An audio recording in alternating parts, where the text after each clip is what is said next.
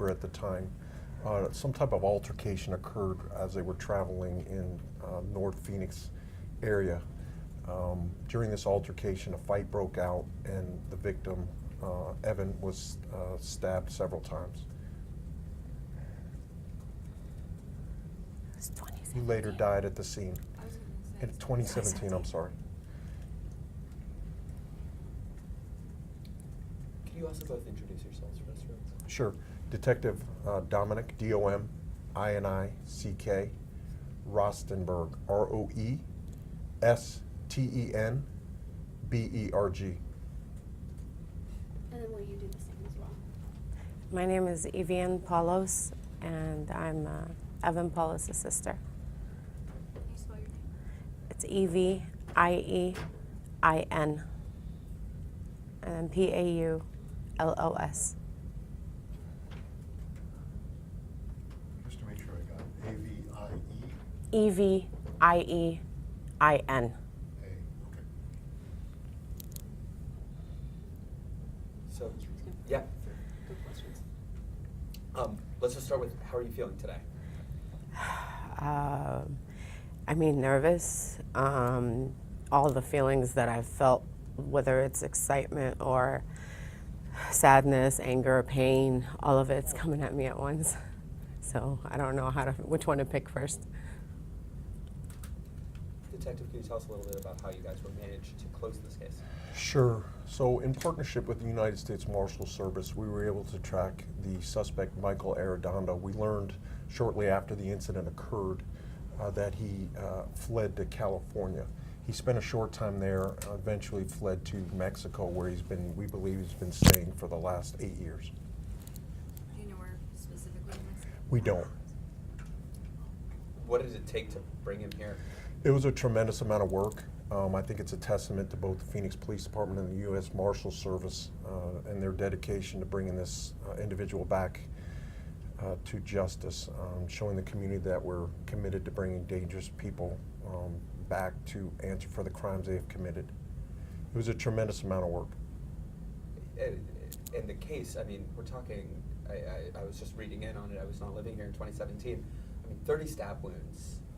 What have you learned more about the interactions that led up to it? I don't want to read. No, it's right, of course, but yeah, what did you learn more after being able to speak to this man? Sure. So, and I need you to be cautious because it still is an ongoing investigation. It still hasn't been adjudicated in our courts. But we learned that the victim and the suspect were former friends, acquaintances. They were traveling in the North Phoenix area. Some type of altercation occurred in the vehicle they were traveling in, which led out into the street. Through this altercation, the victim, Mr. Paulos, was stabbed several times. He later died at the scene. We don't know what caused that fight. No. Was there Arredondo intoxicated? We don't know. So you've been waiting 8 years to do this. How has that wait been for you? It's like being stuck in a room. It's black. You have no answers, nowhere to go, no nothing. It's just feeling empty. You carry that. You know who the person is, and you carry that for so long, and it's like knowing that knowledge is not something easy. It's very heavy, and losing not just my brother, but my best friend. And my mom. He not only killed my brother, he killed us all. So it's been very hard. Does this bring any life back? No, nobody wins in this. Nobody wins. I mean, yes, justice is prevailed, yes, but nobody wins. Not my family, not my parents. My brothers are not back. My brother is not back. Later on after that, my middle brother died as well because he was heartbroken too, so it's just hard. So your mother and your brother have passed? Both my brothers, yeah. Yeah. I, again, don't want to pry, but can you tell us the circumstances? Because it sounds like that's happened within this 8-year period. After my brother passed, I mean, it took a huge toll on us because he was just like the light in the room. I mean, he was such a joker, and he made the family laugh. You know, he was like Joe Pesci and Jim Carrey mixed together. You know, just love his personality. He was the light in the dark, And after he passed, because him and my brother were like the best of friends, you know, the best bond you could ever had, and they never ever argued. They were just always together. But after his passing, like we were all just like in our own space. We didn't know. My mom, I couldn't. I had to basically kind of, you know, hold my grief in just so I can make everything normal for my mom to and my dad to kind of like be okay, you know, later on, moving on down the road, because we're still here, you know. But my middle brother, Ravon, he took it hard. He went through depression. He hated the world, and I'm sorry to say that, but then after that, he passed away in 2022. So, yeah. Does it feel good to know that at least his killer's going to face justice? Oh my God, yes. He can't do this to anyone else. I mean, like I said, it's a relief. Don't get me wrong. It's a relief. It gives us a little bit of peace, but not bringing my brother back. Definitely not. Did you know him, the suspect? I had never seen him before in my life. My mom was actually working in the front yard, and my brother was helping her out, and he was actually our neighbor. He literally across the street, and he saw my brother saw him, and he's like, "Hey man, let's hang out." You know, it was very social. My brother, very social kid, and so they hung out. 10 days later, this is what happened. I didn't even know. I mean, can you imagine what would make somebody, I mean, feel someone with that much of emotion that they would strike out that many times against a man that you describe as just being this burst of light? I don't know what made him do that. That's the thing. That's what's killing us inside, is why? Why would you do something like this? I mean, we know the who, we know the where, we know the how, we know the how many times he stabbed my brother. We just don't know the why. And I mean, he was right there. Maybe he could have came in, because he picked up my brother, so he could have came and killed all of us, not just my brother. But my brother said, let's go. And yeah.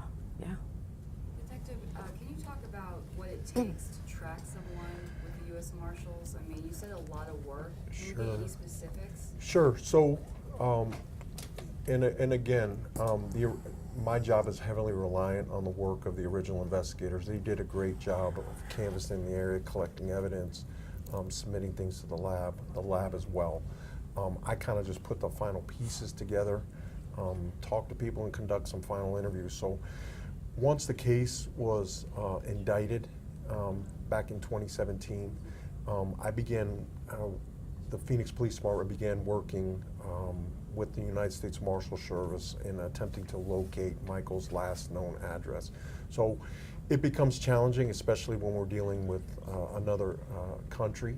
So with the coordination of the Maricopa County Attorney's Office and Marshals, we were able to locate Michael. We were able to deport him back to the United States. He was transported back to San Diego. Another detective and I drove out to San Diego, and he provided a brief statement to us. What did he say? Again, it's an ongoing investigation, but he provided a statement that there was some type of altercation between the two, and Evin was stabbed. Did he say he stabbed him? Yes. Do you have reaction to somebody flipping out like that? Like, I mean, you cover a lot of violent cases, but this is a monster. Sure. Any homicide's violent in and of itself. However, when you see an individual that's been stabbed over 30 times, it was very violent. It was very bloody. So I just don't know. There had to be some rage involved, and he was specifically asked why it was so violent, and he wasn't really able to explain why. Did you have him tracked continually? Did you know where he was? How long after the incident did he leave the country? So the information we had was he originally fled to California, and then a short time later we were able to recover the vehicle he was traveling in California. We later Was that learned. in San Diego area? I don't believe so. I'm not sure. I believe it was in the Anaheim area. Wait a minute. Yeah, Anaheim area. We were able to go fly out there, process the vehicle. We were able to collect evidence to help further the case. We learned a short time after the vehicle was recovered that Michael had eventually fled to Mexico, and that he was a U.S. citizen. Did he have family there? Did you know where how far down Mexico he went? It was challenging for us to track him. We eventually got a tip from someone in Mexico who provided very specific information on Michael's possible whereabouts. We were able to coordinate that information to the United States Marshal Service, who were able to locate him and effect an arrest. Did we talk about this? Do we know how that tip came about? Was he talking about it in Mexico? Was he bragging about it? Like, what is? Yeah, there was an individual, all I can say, there was an individual in Mexico that was able to conduct his own research. He identified Michael as being involved in a violent incident. He reached out to the family, who then reached out to us and provided the information. They reached out to you. Can you talk about that conversation? Sure. We had when my brother passed, we had a GoFundMe account, and that was under my mom's email. So I mean, and then that person, I guess, when he searched on Michael's name, he found that who he stabbed, and then I guess that person looked up my brother and then found the only thing that's linked to him was the GoFundMe account, and it was like, you know. Was it a message through GoFundMe? Yeah, that he sent a message through GoFundMe, and the people actually emailed my mom, and then my mom read it, and it was like literally 9 days later she told me about it, and then she's like, I think this is a scam, I'm not sure. And I looked at it and I'm like, wait a minute, this is not a scam. So I ended up right away reaching out, emailing that person, but then it took a few days for that person to contact us back, and he did, and I asked him all the questions, and lo and behold, I told him, can you please, I don't know if it's a scam or not, can you send me some kind of evidence, you know, you send me a picture. And it was him, and he was just living life for 8 years. He sent you a picture of Mr. Arredondo? Yeah, yeah. You said he was living life for 8 years, kind of as if he had that opportunity, your brother didn't. Yeah, 8 years. He's breathing while my brother's underground. You know? How could Do you remember you? what the picture was? Was he? It was just him being a bum on the streets. That's all. It's just a bum on the streets. And that's all it was. And like I said, that maybe it was, I don't know why he killed my brother. I don't know why, but I'm sure he was living in hell himself. So. Does Tipster tell you how he was, or he or she was able to find out about this? I guess he was an acquaintance of his. He had known him for a couple of months, and I think he saw that he was just a all-around bad person. Because once you do something like that, you can never, you know, get away from it. You're a bad person all around. When you kill someone, it takes a huge amount. It's a different level. It's not human. But do you get the sense that Arredondo talked about what he did to this person? No, he never really told me. He just told me, here he is, get him out of here, and yeah. And I don't know, maybe he did something bad. I'm not sure. Honestly, he never told me about that. But was it an angel that sent him through? So I don't know. To give us a little bit of relief. Is there any significance? I noticed the necklace. Is there any significance with the cross and the? Yeah, both my brothers. And this is their picture. It's faded out. It's been 8 years, but on the back it says, "In our hearts always and forever, Revon and Evin." So. Have you been wearing that ever since? Every single day. And this is his ring too, so just memories. But this person it's not going to take away my memory of good memories of my brother. So he's always going to be in my head. We used to call each other twins, even though he was younger than me, and I kind of helped raise both my brothers. So I'm the oldest child, but my mom birthed him. I kind of raised him, so it's kind of like my own. Is there any memories you want to get out there to make sure people know the person behind what we're talking about today? My brother, one of a kind. Literally, anything you wanted, he would be there. He was kind of like a mechanic. He was trying to be a mechanic. Anything you wanted, he would help out. Never cared for himself, always helped others before he did himself. And we get that a lot from our parents. Our parents gave us so much love, and you know, we were raised the right way, God-fearing people, and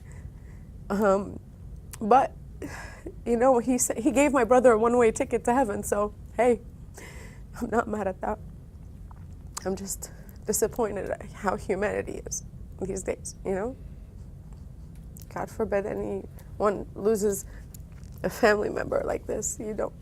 That's the one thing that keeps me thinking about that is how he killed him. That's why I can't get over it, because it's literally like flashes in my head. I didn't see it myself, that I'm just imagining all the stab wounds, every single one. So that's the thing that we're trying to get over. That video that happened the day before the incident, the attack, what role did that play in the investigation, if any? So certainly the video was reviewed at the time. It will eventually become a part of the case, the ultimate case, putting the final pieces of the puzzle together. Detective, can you talk directly to anyone who's listening about getting caught and how justice comes around? And it took 8 years. You probably lost hope at some point in there, but look at us now. It shows that if you are violent and commit crimes, I mean, you're gonna get caught. Sure, I think it sends a strong message out to the community that even with the passage of time, we're still looking for you, we're still hunting you down, and that eventually justice is going to take its course.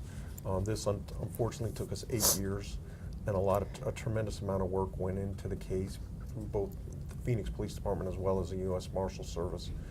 But it just shows our commitment to keeping our community safe and holding the people responsible for crimes like this accountable. When did that tip come in through the GoFundMe, and how were you feeling about the chances of finding this person at the time? At that moment, when my mom told me it might be a scam, and I read it, because the person doesn't speak English much, so we were using Google Translate, and it was back in, what's today's date, October what? Sorry, I'm just 20th, so October 20th. It's been a month, about a month. At the time, had you thought this guy's never going to get found? This guy's never going to get At that time, I left it in God's hands. We couldn't do anything else. I mean, I kind of not wasted, I don't want to say it, but I've been searching myself too for 7 years, and nothing came through. So I was like, you know what? Dom, you take over. I can't do it anymore. I gave up. I didn't give up hope. I just said, you know what? His day will come. Everybody's day will come. I can't really do anything about it. I have a kid to raise. I don't want to miss out more time on that. I did miss out a lot, especially my parents, my brother. So it hasn't been happy for a very long time, and this is something that's very good for us. We could kind of close it and just move on. 1 month seems very quick. He did an amazing job. What happened after that tip? Sure. So the information was passed on to our counterparts in both Mexico and the United States Marshal Service, and again, they took it from there. They took the ball and brought it in for the score. They were able to locate him, identify him, bring him, take him into custody and transport him back over to the border, and ultimately to a San Diego County jail. What town was he in? I don't know that. I don't know that. The marshals may know that. I'm not sure. Was there any difficulty in when dealing internationally, international relations are never easy, especially right now, U.S. relations with Mexico are strained. Did that impact you being able to, I mean, put a closure on it? Sure. So it is a process. It does take a period of, time. Obviously, we're dealing with two sovereign nations. The Maricopa County Attorney's Office works with their counterparts in Washington with the Mexican officials. I feel like we have a strong relationship, so they should be given credit as well because they put a tremendous amount of work into this investigation as well, bringing Michael back.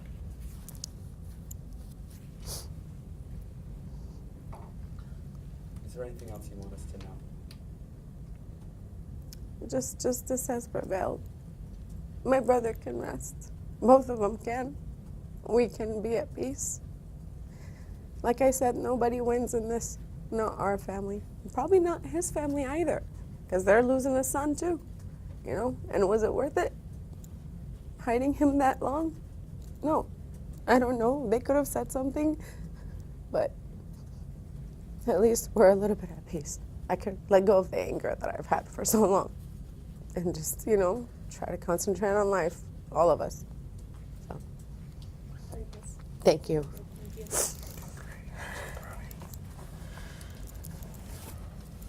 Do you guys want to get B-roll of the photos? Okay, you can with me so that you can. I didn't really say much about Dominic, but I wanted to say one last thing.